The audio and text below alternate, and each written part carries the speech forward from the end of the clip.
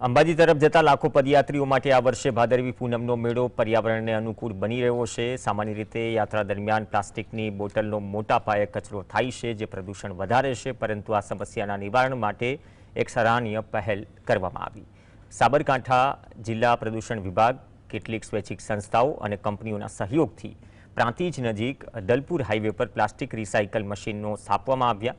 આ મશીનોમાં 5 plastic bottle નાખવા બદલ પદયાત્રીઓને એક સ્ટીલની બોટલ મફત અપાય છે।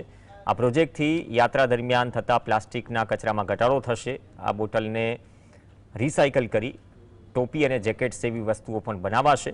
આ પહેલથી પર્યાવરણનું રક્ષણ થશે અને સ્વચ્છતા જળવાશે। આ એક ઉત્તમ ઉદાહરણ છે કે કેવી રીતે નાગરિકોને સત્તાધીશોના સહયોગથી પર્યાવરણનું ધ્યાન રાખી શકાય।